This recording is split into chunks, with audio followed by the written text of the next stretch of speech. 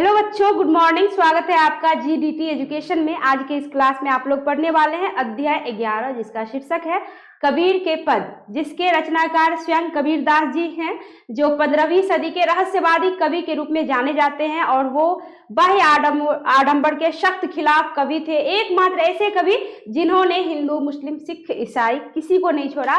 सभी धर्मों के जो दिखावा जो होते हैं, जो बाह्य आडंबर होते हैं, उन पर जमकर लिखा। और कबीर के ऐसे ऐसे पद जो आप सुनेंगे तो हर एक पद से आपको कुछ न कुछ ज्ञान की प्राप्ति होती है। उनके दोहे को जो है गीत के रूप में भी जो है निकाला गया है, गाया गया है, जो आप लोगों को पता ही होगा। तो कबीरदास जी, जिनका जन्म 1398 ईस्वी काशी में हुआ था और निधन जो है 1551 ईस्वी, तो कोई कहते हैं कि 1494 ईस्वी, है ना। 1494 ईस्वी कहाँ? उत्तर प्रदेश।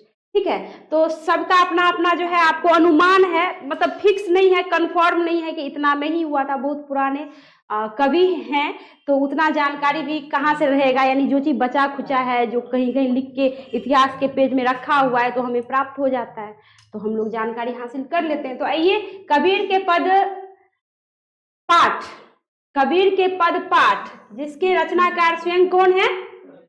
स्वयं कबीरदास जी हैं। कहता है कि कबीर भक्ति काल के अप्रतिम भक्त। किस काल के? भक्ति काल के थे। किस सदी के? 15वीं सदी के। 15वीं सदी के रहस्यवादी कवि के रूप में। और भक्ति काल के अप्रतिम भक्त कवि थे, यानी ऐसे भक्त जो जिन्होंने कभी दिखावा नहीं किया, जिन्होंने कभी बाह्य आडंबर मतलब बाहरी दिखावा में विश्वास नहीं रखा। कहता है उन्होंने अपनी रचना के माध्यम से भक्ति के नाम पर व्याप्त बाह्य आडंबर, देखो बार बार बाह्य आडंबर शब्द आने का मतलब है कि बाहरी दिखावे से इन्हें सख्त जो है नफरत था कबीरदास जी को। बाह्य आडंबर का मतलब आप लोग समझें, जैसे कि कहता है ना कि पूजा पाठ कम, दिखावा अधिक। जैसे हम ही लोग का दुर्गा पूजा, छठ होता है, दिवाली होता है, तो जितनी सजावट होती है वो तो हम लोग अपने खुशी के लिए करते ही हैं कि हम आत्मा को, नेत्र को, हृदय को शांति मिले, आनंद मिले। लेकिन कई बार ऐसा होता है ना कि बढ़ा चढ़ा के भी कुछ करते हैं। जैसे फॉर एग्जाम्पल अभी के टाइम में डीजे जहां रहना चाहिए, मतलब नहीं भी रहना चाहिए, वहां भी रहता है, एक के जगह 5 रहता है। तो ऐसे में क्या होता है? मारपीट भी हो जाता है। वहां पे क्या होता है? लोग दारू पी के भी आ जाते हैं, यानी कर तो रहे हैं धर्म, और धर्म के नाम पे यहाँ पे मस्ती हो रही है। मस्ती ऐसी होती है कि कई तरह की घटनाएं घट जाती है। कई बार ऐसे होते हैं कि धन अधिक होता है तो लोग दिखावा भी करते हैं कि देखो हमने इतना दे दिया चंदा में। हाँ, तो यानी कबीरदास जी का मतलब आप जो दिखावा कर रहे हैं, जितना जरूरत है उतना कीजिए। ठीक है, आपको पैसा है तो आप दिखावा कर दिए, दे दिए, है ना, चंदा में दे दिए, या आप दान दे दिए, या कुछ कर दिया। मान लो जो गरीब, दुखिया, लाचार, बेबस है, जिसको एक दिन का भी भोजन नहीं मिलता खाने के लिए, वो कैसे देता होगा? तो क्या उसकी पूजा नहीं होती है? वो भी घर में हाथ जोड़ के ही भगवान को मन से याद कर लिए, हो गई उनकी पूजा। वो दिखावा नहीं करते। लेकिन आप लोग दिखावा करने के बजाय कुछ धन बचा के आप उन गरीबों में दान कर दीजिए। यानी बाह्य आडंबर अधिक करने से क्या फायदा? ठीक है, आपको जिस चीज में आनंद मिलता है आप करते हैं, लेकिन कुछ बचा के उन गरीब, लाचार, बेबस को भी दे दे, ताकि उसका घर जो है, घर में जो बच्चे भूखे सोते हैं वो ना सोए। तो कबीरदास जी का ये मेन मकसद था कि बाह्य आडंबर उतना नहीं करना चाहिए। बाह्य आडंबर दिखावा करके कोई पूजा पाठ नहीं होता। सच्ची हृदय से, आत्मा से भगवान की भक्ति होती है। तो कहता है कि एवं व्यर्थ अनुष्ठानों पर करारा प्रहार किया है। पाठ में शामिल पदों में उनका यह रूप मुखर हो उठा है। पदों की महत्ता इस अर्थ में खास तौर पर उल्लेखनीय है कि उनका भाव बोध न सिर्फ तत्कालीन समय से जुड़ता है, बल्कि समकालीन समय में भी उनकी उपादेयता यथावत है। मतलब क्या? जैसे पहले थे उनकी चलती, जैसे पहले उस टाइम में थी, वैसे आज भी है। आज भी कबीरदास जी का नाम लेते हैं तो मन तरोताजा हो जाता है कि ऐसे कवि होने चाहिए। असल में असली कवि अगर कोई है तो कबीरदास जी है, जिन्होंने कभी भी एक पक्ष का जो है पक्ष नहीं लिया कि चलो भाई हिंदू को हम थोड़ा सा बढ़ा चढ़ा के थोड़ा सा तारीफ कर दे, या मुस्लिम का कर दे, या सिख का, या ईसाई का। किसी को नहीं छोड़ा उन्होंने, किसी को नहीं छोड़ा। जम के लिखा, वही लिखा जो उन्होंने देखा। तो नहीं, सही ये बोल रहे हैं, तू कहता कागज की लेखी, मैं कहता हूं आंखिन देखी। मतलब आप लोग, आज के जमाने के लोग ऐसे हैं कि कागज में पढ़ पढ़ के कहते हैं कि ये सच है, ये झूठ है। हम तो आंखों से देख के बता रहे हैं। तो कबीरदास जी आंखों देखी पे विश्वास करते हैं, और कभी कभी आंखों देखी भी सच नहीं होता। तो यहाँ पे कहता है कि आगे कहता है कि पहले पद में स्थापित रूढ़ियों के समानांतर सच के सीधे साक्षात्कार की प्रस्तावना है, अर्थात कागज की लेखी की जगह आंखिन देखी की प्रतिष्ठा है। यानी कागज की लेखी की जगह, यानी कागज में लिखे हुए देखने के बजाय आंखों से देखकर विश्वास करो। कहता है उसकी प्रतिष्ठा। वही दूसरे पद में ईश्वर या अल्लाह को कई बार ढूंढने की जगह उसका अपने भीतर ही साक्षात्कार की बात कही गई है कि हम लोग ईश्वर के नाम पे जगह जगह तीर्थ करने जाते हैं, घर में माता पिता को तो सुख दे नहीं पाते, और तीर्थ करने जाते हैं भगवान को ढूंढने बाहर, जो भगवान घर में बैठा है उनकी तो पूजा कर नहीं पाते। पूजा मतलब सुख दीजिए उनको, यही हो गई ईश्वर की पूजा। मन से ही भक्ति कर लीजिए, वही होगी ईश्वर की पूजा। इतना घूमने भटकने की आवश्यकता क्यों? तो यहाँ पे कहते हैं कि ईश्वर अल्लाह को लोग मंदिर मस्जिद में जहां तहां ढूंढते हैं, ढूंढने के बजाय आप चाहे तो घर में भी जो है आप भक्ति कर सकते हैं। आपको पैसा है तो आप घूम फिर रहे हैं, जो गरीब लाचार है क्या उसकी भक्ति नहीं होती होगी? तो यहाँ पे वही दिखाया है। आगे है आपका पहला पद में जो है भाग 1, जिसमें देख लीजिए, कहता है कि मेरा तेरा मनवा कैसे एक होई रे। मेरा तेरा मतलब किसका? कबीर का और भक्तों का, यानी कबीर का और आम लोगों का, जितने सारे लोग हैं भक्त हैं। तो कहता है कि मेरा तेरा मनवा कैसे एक होई रे। मैं कहता हूं आंखिन देखी, तू कहता कागज की लेखी। यानी मैं तो आंखों देखी पे विश्वास करता हूं, लेकिन तू लोग जो है कागज लिखे हुए, कागज के कोरे पन्नों पे जो लिखा हुआ चीज होता है उन पे विश्वास करते हो। तो मेरा तेरा मन कभी एक हो सकता है? कहता है कि मैं कहता सुरझावन हारी, तू राख्यो उलझाई रे। कबीर दास जी कहते हैं कि मैं कहता हूं कि हर एक काम को सुलझा के रखो, लेकिन आप लोग क्या करते हैं? हर एक काम को उलझा के रखते हैं। कहाँ ध्यान है? टेस्ट वाले पेज पे। घर से याद करके आया करो, तो यहाँ ध्यान अधिक रहेगा, उस पर कम रहेगा, है ना। घर का काम घर पे कर लीजिए, यहाँ का काम यहाँ कर लीजिए।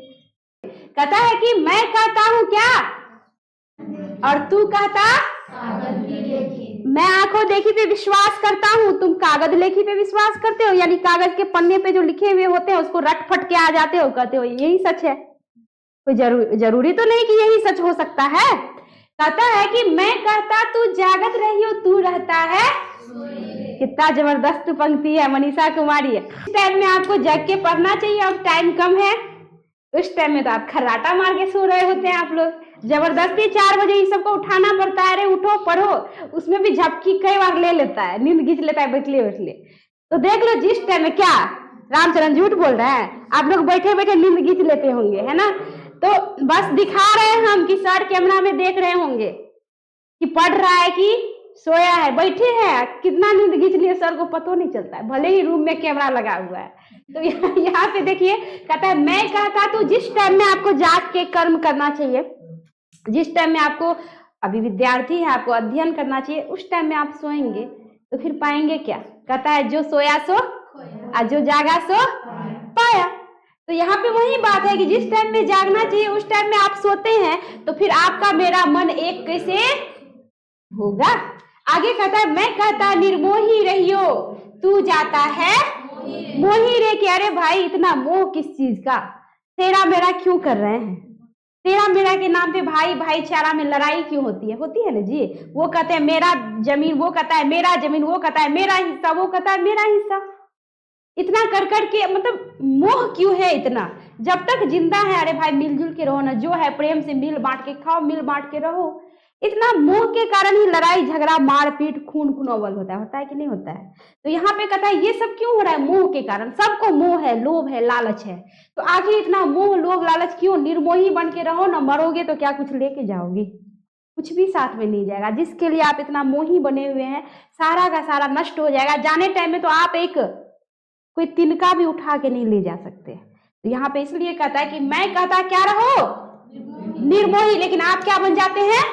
अरे कोई नहीं अपना है। इस भ्रम में हम जी रहे हैं कि माता पिता भाई बहन रिश्तेदार कुटुंब मित्र कोई अपना नहीं है। मरते हैं तो कौन मेरे साथ? कोई कहता है कि चलो भाई मर गया तो हम भी उसके साथ मर लेते हैं। अकेले ही जाना पड़ता है। जन्म भी लेते हैं अकेले आते हैं, मरण भी होती है अकेले ही जाते हैं। तो फिर इतना मोह क्यों? लेकिन हाँ, रिश्ते में हम लोग बंधे हैं, कलयुग में हैं। ये द्वापर सतयुग त्रेता युग नहीं है। सतयुग को छोड़ दो, सतयुग में मोह नहीं था उतना, तभी राजा हरिश्चंद्र जी के जब पुत्र मरे हुए थे तो ऐसी स्थिति थी उनकी। बड़ी लंबी कहानी है, बाद में बता देंगे कभी, कि कफन देने तक के उनके पास रुपए नहीं थे, कफन तक के इंतजाम नहीं थे। उनकी पत्नी जो है खुद अपने साड़ी से आंचल फाड़ के कफन के रूप में देती है, और तभी जो है वहां पे उनका तो परीक्षा चल रहा होता है, जो ऋषि उनसे परीक्षा ले रहे होते हैं, तो तभी उनका जो है सारा दुख का अंत वहीं पे होता है। राजा हरिश्चंद्र इतने बड़े राजा, और ऐसा ऐसा उनके साथ घटना घटित होता है कि घर से निकल जाते हैं, सब कुछ छिना जाता है, पत्नी किसी के यहाँ नौकरी करती है, छोटे बच्चे को सांप काट लेता है, तो सब परीक्षा होता है उनके जीवन में। और अंत में राजा, मतलब ये उसका परीक्षा लिया जाता है कि सच में राजा हरिश्चंद्र सत्यवादी हैं। किसी को विश्वास ही नहीं होता कि सच में ये पूरा सत्य बोल रहा है, मतलब पूरा जीवन में कभी झूठ बोला ही नहीं होगा। और डोम के साथ मरघट में काम करते हैं, लाश जलाने का काम करते हैं। ऐसा समय आता है कि अपने पुत्र को जलाने के लिए वहां पे उनकी पत्नी जाती है, बच्चे को पहचानने से इनकार कर देता है। तो जब बच्चे को देखते हैं तो कोई भी पिता होंगे द्रवित हो ही जाएंगे ना। तो यहाँ पे देख लो, तो यहाँ कहता है कि मोह थोड़ा समय के लिए धर्म को कर्म को निभाते हुए मोह को कभी कभी क्या करना पड़ता है, छोड़ देना होता है।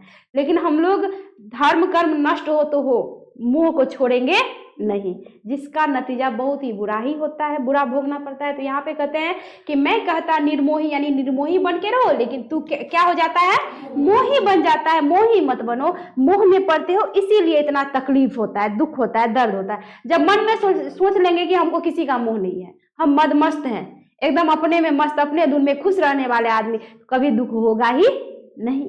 आगे कहता है कि जुगन जुगन सुरझावत हारा, कहीं न मानत कोई रे, कहीं न मानत कोई रे, सतगुरु धारा निर्मल बाहे, वामे काया धोई रे।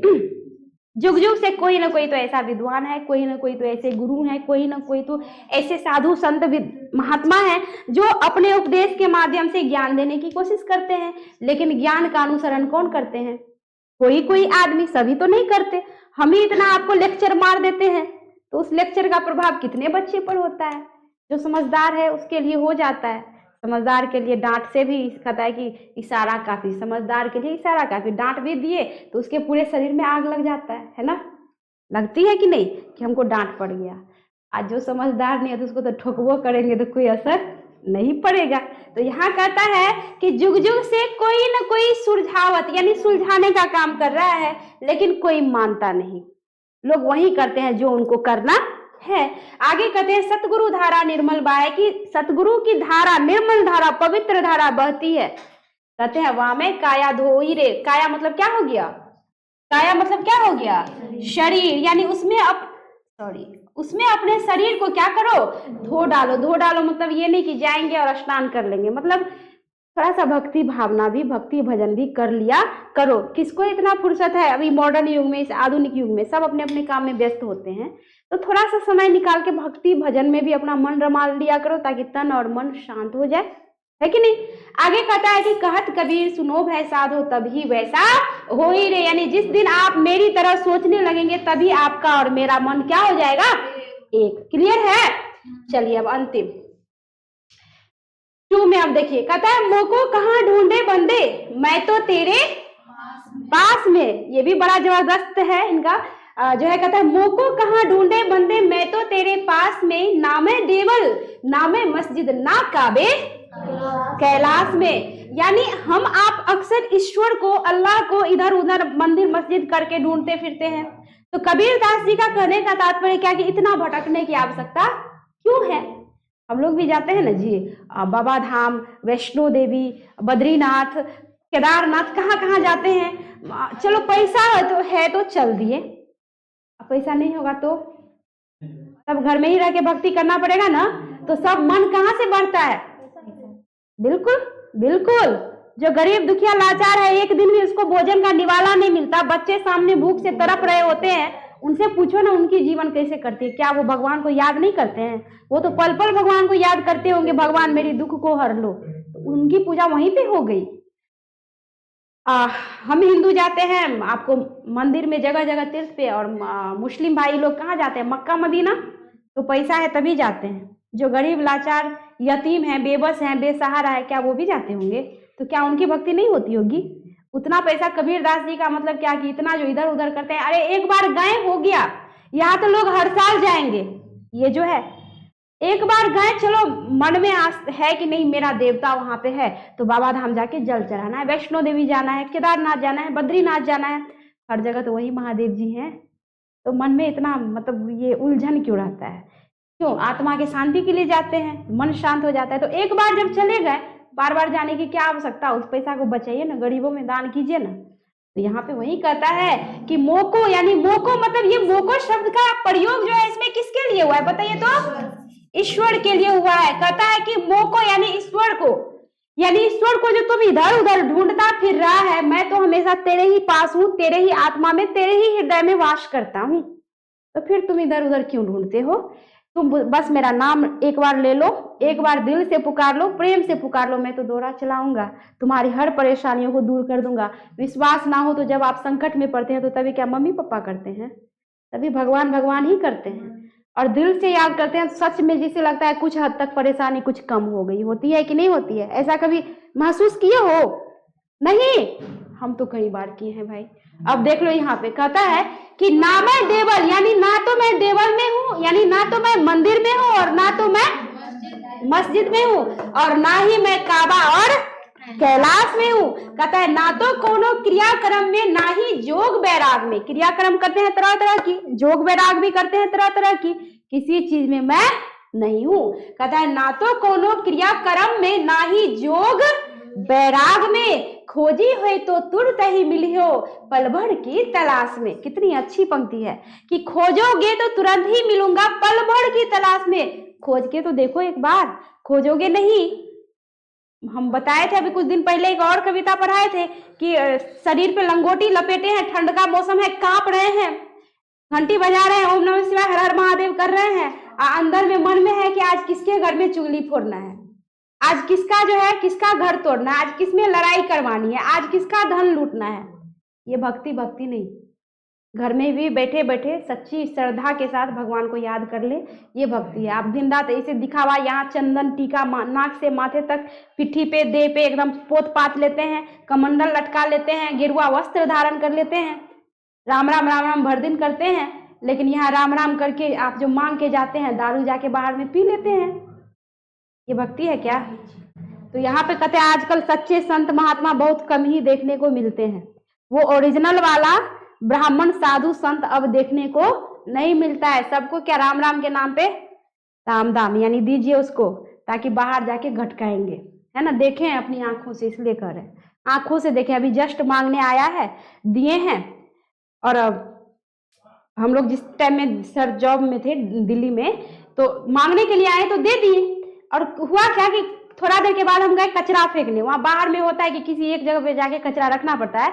गए ना तो कचरा की ढेरी पे वही बाबा बैठल है, एगो हाथ में पकौड़ी है, दारू एकदम घटका रहे हैं। बाबा बोले बाबा जी आप इसीलिए मांगते हैं क्या? शर्म के मारे मुंह बंद, सर झुका लिए। उस दिन से हमको ये मांगने वाले पे भरोसा नहीं है, सच्ची कहते हैं। इसलिए सर जो देखती है उस दिन भी भगा दिए हमको, एकदम जरा सा भरोसा। हाँ, जो अपाहिज है, बेबस है, लाचार है, उसको आप तो बिठा के खिला भी दो कुछ दे भी दो। लेकिन ऐसे जो जवान जहान आदमी हट्ठा कट्ठा जिस उम्र में कमा के नहीं खाएगा, राम राम करके मांगेगा, घरे घरे जाके दारू पिएगा। तो यहाँ पे कहता है कि खोजी हुई तो तुरंत ही मिलो। कहाँ? पल भर की कि खोजोगे तो तुरंत ही मिल जाऊंगा। खोज के तो देखो, मंदिर मस्जिद मत करा करो, खोज के देखो, यानी याद करके तो देखो सच्चे हृदय से।